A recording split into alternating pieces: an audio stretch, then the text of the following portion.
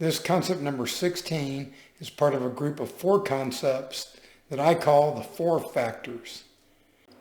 They are concept number 16, the willingness factor, concept number 17, the belief factor, concept number 18, the discipline factor, and concept number 19, the commitment factor. These 4 factors are the things that, in the past, have often derailed people the most, so they are very important. This video is going to focus on number 16, willingness. I define willingness as being open to change. In the previous 15 videos outlining the way of excellence, we've talked about how you need to tell it like it is, how you need to adopt long-term thinking, how you need to take personal responsibility, how you need to embrace change, how you need to focus on the positive things that are possible and stop focusing on the negative things that might be holding you back, how you need to change your perspective by realizing that there are no obligations. Everything, and I mean everything in life, is a privilege. How you need to envision a brighter future, how you need to learn to give first, how you need to allocate your resources wisely, how you need to take action that is consistent with your stated goals and desires, how you need to persist no matter how hard it is or how long it takes until you succeed in order to accomplish your goals, how everything you do in your life needs to be built upon a foundation of integrity, kindness, authenticity, faithfulness, loyalty, honesty, and sincerity, how you need to respect yourself and to respect others in order to receive the respect you want, and how you need to learn to think win-win, and how you will never find balance in your life, and that if you want balance, you're going to have to create it. All those are nice things to know and nice things to think about, but they don't mean a thing if you're not willing to actually do those things. Until number 16 states, until we are willing to permanently change in a manner that is consistent with the concepts of excellence, we will never achieve our maximum potential and evolve as a species.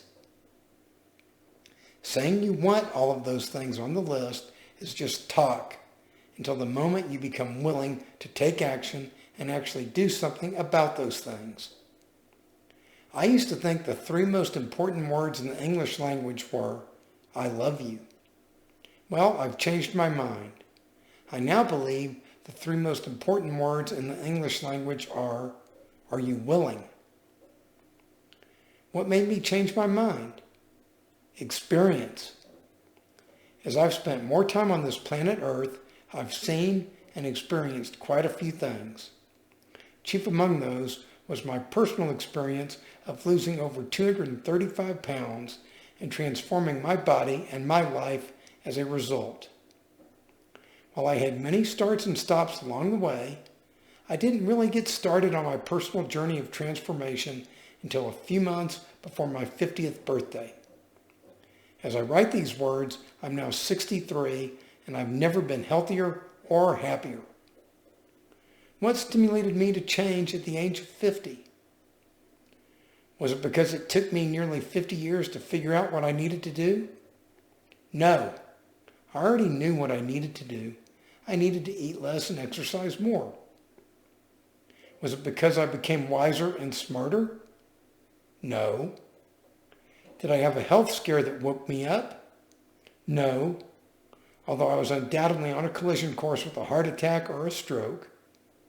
So what did happen?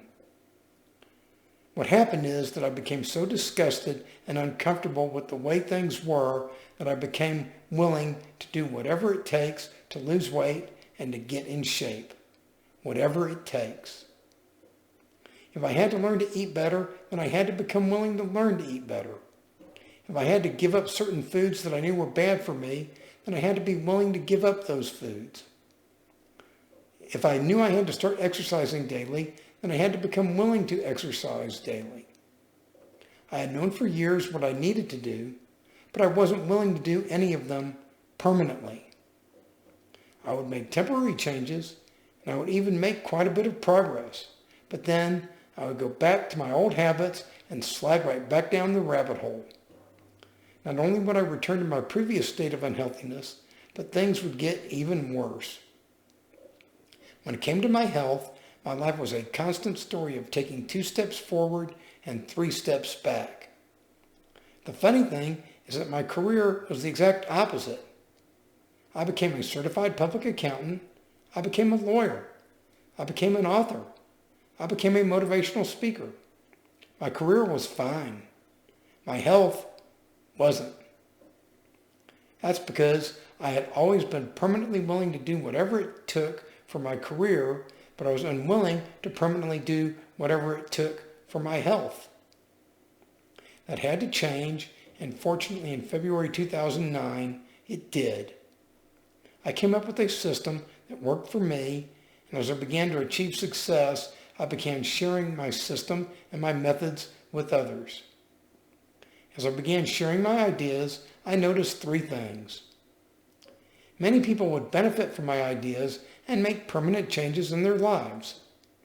Many others would make temporary changes in their lives and then wind up right back where they started once they stopped following the system. And some people would get no benefit from the system at all and achieve little or no positive results. I began asking myself, why was this the case?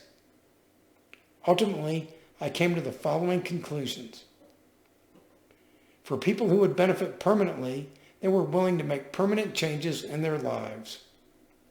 For people who would benefit temporarily, they were willing to make temporary changes in their lives, but unwilling to make permanent ones. For people who did not benefit at all from the system, they were unwilling to make any changes in their lives whatsoever. They were unwilling to make permanent changes. They were unwilling to make temporary changes. Based upon the results of my years of working with clients and myself, the bottom line was simple. If you're willing to permanently change, you have a pretty good chance of achieving the results you want. If you're only willing to dabble with temporary changes, you'll see some nice results along the way, but they're not going to last. If you're not willing to change at all, then you're going to keep heading down the path you're already on. Let's apply some simple logic to this concept number 16. Unless you're 100% happy with your current situation, something has to change in order for things to get better. That's simple logic. If none of the actions you are taking change, then your results aren't going to change. If only some of the actions you take change, then only some of the things in your life are going to change. If the changes you make are only temporary, your results will only be temporary. If the changes you make are permanent, then the results you get will be permanent. As Mr. Spock would say, that's the only logical explanation. This leads us to 3 questions. Do you want things to change? If you do want things to change, are you willing to make changes? If you do want things to change, are you willing to make permanent changes or only temporary ones? All of this is summed up in law number 16, the law of willingness. If one wants to see permanent positive changes in one's life, then one must be willing to make permanent positive changes in their life. Lasting positive change will not happen if there is a lack of willingness to do what it takes for however long it takes. By incorporating law number 16, the law of willingness, into our lives, we will be creating a society that has permanently changed for the better and will continue to permanently change for the better. Are you ready for more? If so, please make sure you subscribe to this channel and click the notification bell so that you'll be notified as I post new videos every Monday, Wednesday, Friday, and Saturday. Be sure to watch the videos all the way to the end, as the stuff at the end is usually just as important as the stuff in the beginning, if not more. With that said and done, it's time for you to move on to the next video in the playlist. Concept number 17, the belief factor.